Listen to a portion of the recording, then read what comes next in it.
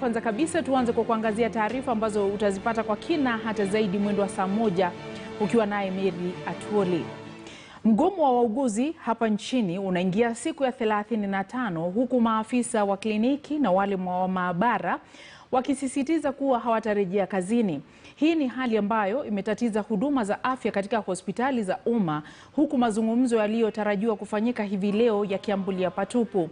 Maafisa wa kliniki ambao wamegoma leo ikiwa siku ya 6 waliandamana hadi afisi za magavana mtaa wa Westlands ili kufikisha lalama zao, ila hawakupata fursa na kuarifiwa waorodheshe malalamishi yao katika barua itakayomfikia mwenyekiti wa baraza la magavana Wycliffe Oparanya. Katika kaunti ya Mombasa, mazungumzo yanaendelea huku suluhu ikitarajiwa kuafikiwa. We reached a point where we became the super spreaders and we were actually posing a risk to the patients we were supposed to offer health services to. So we decided to come out. We presented our grievances, and the employers together said that the grievances were genuine and sincere.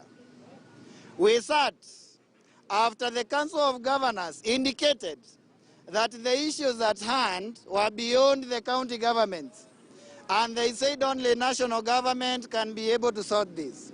About what is happening to Kenyans, because clinical officers are the ones who are serving at the primary level of our health facilities. So our request as an association to the Council of Governors, Chair Mr. Oparanya, is that we request him to honor this return to work formula by just appending his signature with Honorable Ongwai. And all these officers will return immediately to their workstation. Kwa kauli moja kuwahimiza kwamba waweze kutia mkataba huu sahihi, na jambo la pili tuweze kurudi kazini kwa sababu hatuna jambo lingine tunalolihitaji.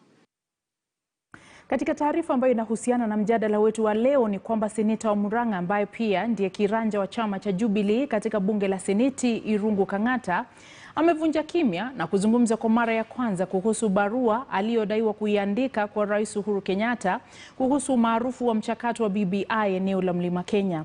Kang'ata amekiri kuiandika barua hiyo kwa nia njema, akisema kwamba ni jukumu lake kufanya udadisi wa mambo na kuwashauri wakubwa wake serikalini kuhusu hali halisi ili waweke mikakati mwafaka kuhusu mambo hayo. Amesema hangependa kusubiri mambo yatibuke kwani lawama itakuwa ni kwake. Mwishoni mwa juma viongozi walimtaka rais kumwadhibu Kang'ata kwa hatua aliyoichukua. Haijulikani ikiwa Kang'ata amezungumzia swala hili kutokana na kauli ya rais. It was my own honest and candid assessment of BBI in our region. There's a reason why I had to do it. First, as a whip, it's always important whenever there is crucial government business, you do a risk assessment and then you relate to my superiors. That way, if there's a problem that may arise thereafter, I'll not be blamed because I had raised the red flag. During the revenue sharing debate, that strategy was quite important on my part because some of the problems we encountered thereafter, I had flagged them well in advance, and therefore, as a whip, I've realized the importance of doing a risk assessment whenever we have major, important government business. You know, BBI can fail in Mount Kenya and it get endorsed in other regions. True or false? Of course. My observations were restricted to Mount Kenya region only. So it is possible. Katika taarifa sawia, kinara wa chama cha ODM Raila Odinga hii leo amekutana na kundi la vijana wanaojiita Team One Nation nyumbani kwake katika mtaa wa Karen hapa Nairobi, ambako walijadili mchakato na mwelekeo wa BBI. Vijana hao wamesema watatoa hamasisho kwa vijana wengine nchini kuhusu faida za mapendekezo ya BBI, hasa swala la amani na utangamano. Raila kwa mara nyingine amelihakikishia taifa kwamba baadhi ya changamoto ambazo zinaligubika taifa mfano ghasia za baada ya uchaguzi, ukabila na umaskini zitatatuliwa kupitia BBI. As we have gathered here with the various political parties. But this thing that we are going to fight for is peace for this country. You can have everything. You can have money. But without peace, you cannot be able to progress. So each one of us need peace. And the love that Baba has shown us is why we have come here, not as a person of our own community, but as a Kenyan. In Tanzania, we have had people calling themselves Ndugu, Ndugu na Dada. Watanzania wanasema ndugu, ndugu, ndugu. Sasa tunataka Wakenya waendelee kusema wa ndugu. Come to a conclusion that we are going to move to each part of this country, preaching peace and peace through BBI. BBI is the only thing that will bring peace in this country, because initially we have had elections, and after the election we have post-election violence. So we have said as youths of this country, because we are the ones who are being used to kueneza hii vita katika nchi yetu ya Kenya, we are saying very categorically that we are no longer going to be used to spread violence in our country. And we are going to carry out civic education about BBI, from the smallest village to the biggest village, because we are saying that nobody decided to be a Luo or a Kikuyu or a Kalenjin. And therefore, as young people, we've resolved that we shall not use our second names, and we will not be used by our political leaders to divide us. So through BBI, Kenya is changing course and starting afresh to deal with issues which we've seen.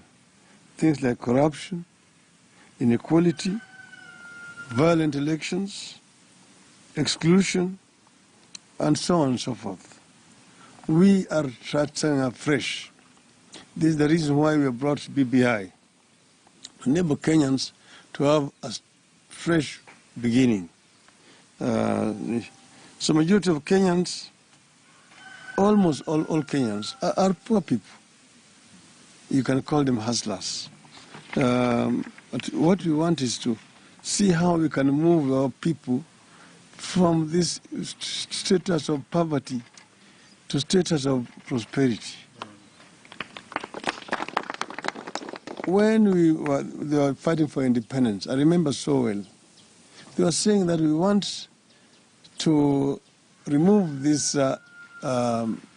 brutal and inhumane rule of the Wazungus so that we can bring our own people to lead this country and then deal with our three major enemies at that time: ignorance, poverty, and disease. Unfortunately, because of bad governance, over the years, some of those enemies have even become stronger, like poverty, still with us up to now. A number of Kenyans still cannot access health care.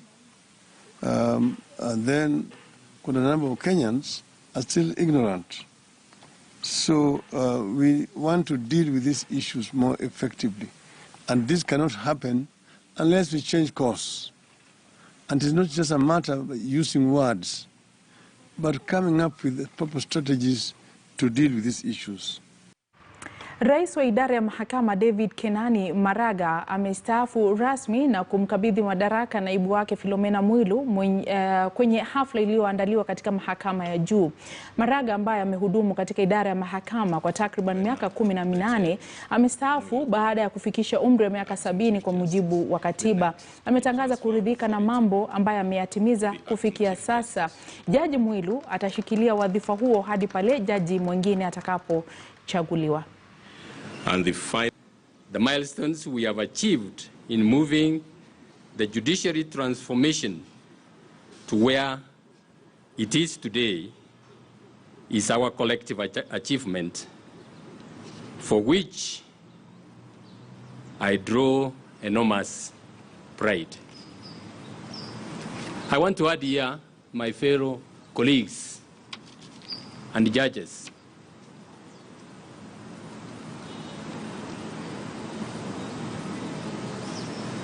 The people of Kenya have constitutionally bestowed upon you